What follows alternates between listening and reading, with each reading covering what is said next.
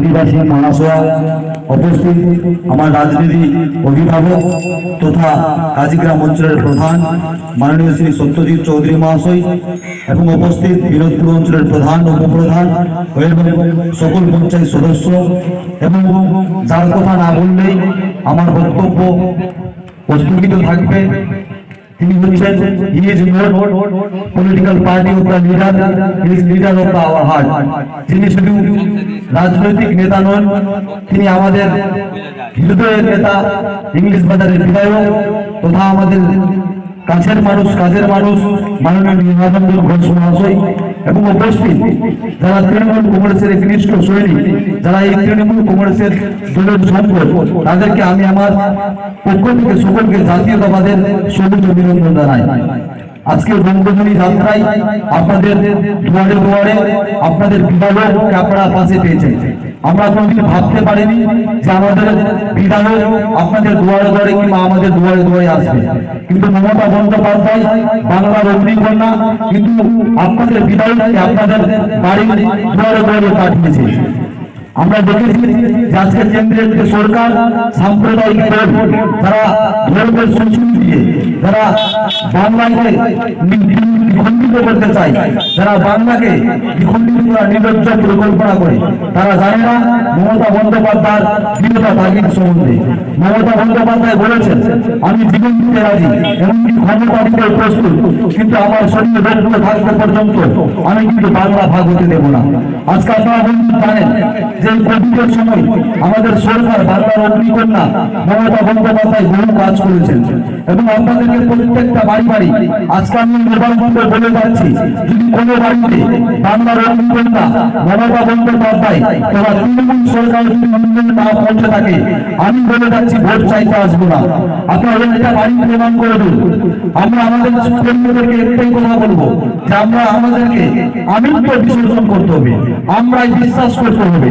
আমরা গত লোকসভায় দেখেছি যে আমাদের একটা ভুল বুঝাবুঝির মাধ্যমে আমরা আমাদের এই দক্ষিণ বাংলার সাংসদ আমরা কংগ্রেসের করতে পেরেছি কিন্তু তৃণমূলের করতে পারেনি। তাই আমাদেরকে আমিত্বকে বিসর্জন দিয়ে, আমিকে বিসর্জন দিয়ে আমরাই বিশ্বাস করতে হবে। আমি আপনাদের জানাতে চাই যে কোভিডের সময় যখন আমরা দেখেছি নিউজে যে বিজেপি নানা রকম সিপিএম কংগ্রেস উৎসাহ প্রচার করেছে যে তৃণমূল চালচল করেছে, আমরা টিভিতে দেখেছি কিন্তু যে জনতাই বিজেপি পার্টি অফিসে প্রায় ৮০ কুইন্টাল চাল পাওয়া গেছে। আমরা দেখেছি যে আজকে এরকম একটা বড় বাংলা যেখানে ১০ কোটি বঙ্গবাসী, সেখানে কিন্তু দু একটা ঘটনা হতেও পারে। আমরা টিভিতে দেখেছি যে আমাদের সরকার আমাদের দৈনিক ৭০০ ডিলারকে কিন্তু বাতিল করেছে তাদের লাইসেন্স। আমরা দেখেছি যে আমাদের তৃণমূল সরকারের আমলে আপনারা কেউ কিন্তু বাড়িতে নিজের মাথায় করে চাল আনতে পারেননি। সেই চালগুলো কেউ ভেঙে নিয়ে এসছেন, কেউ টোটোয় নিয়ে এসছেন, কেউ সাইকেলে করে নিয়ে এসছে। আপনারা ভাবতে পেরেছেন যে ৩৪ বছরের সিপিএম সরকার থেকেছে, যেখানে আমরা দেখেছি যে আমরা যখন আমরা ছোটবেলায় ছিলাম তখন আমরা কিন্তু করতে পেতাম না, লোডশেডিং পর্যন্ত করতেন, কিন্তু আজকে তৃণমূল সরকার আসার পর আমরা কিন্তু সেই লোডশেডিং ভুলে গেছি। বন্ধু, আমি আমার বক্তব্য দীর্ঘায়িত করবো না, যেহেতু অনেকজন বক্তা রয়েছে। আজকে আমরা দেখেছি যে আজকে মেদিনীপুরে বিজেপির অমিত শাহ এসছে এবং সেখানে আজকে আমাদের দলের কিছু বেঈমান, কিছু গোষ্ঠী, আমরা ইতিহাসে পড়েছি যে মির্জাপুর কোনোদিন নবাব হতে পারেনি, সেই মির্জাপুর সুকান্ত অধিকারী আজকে বিজেপিতে যোগদান করেছে। আমি তাকে এই মোবারকপুরের মঞ্চে বলে যেতে চাই যে মির্জাপুর তুমি শুনে রাখো, ইতিহাস সাক্ষী আছে, মির্জাপুর নবাব হয়নি, তুমিও হতে পারবে না। আমরা দেখেছি বন্ধু যে মমতা বন্দ্যোপাধ্যায় তাকে জীবন থেকে জীবন বাড়াতে পারে, সেই মমতা বন্দ্যোপাধ্যায় কিন্তু জীবন থেকে তোমাকে জীবন বানিয়ে ফেলতে পারে। তুমি বিশ্বাসঘাতকতা করেছো দলের সাথে। আমি বিরোধীদের কথা বলে শেষ করবো যে বিরোধীরা জোট বেঁধেছে, বাংলাবাসী হাসছে, বিরোধীরা জোট বেঁধেছে, বাংলাবাসী হাসছে। সাদা শাড়ি সঙ্গ মিছিল মেয়ার গা হইতে হাসছে, সাদা শাড়ি সঙ্গ মিছিল মেয়ার গা হাসছে। ফেলে দিচ্ছে নজর রাহুল মুখ্য বাংলাদেশ মমতা বন্দ্যোপাধ্যায়কে যদি হারাতে চাস, আরে দুবার জন্মে, আরে দুবার জন্মে, আরে দুবার জন্মে।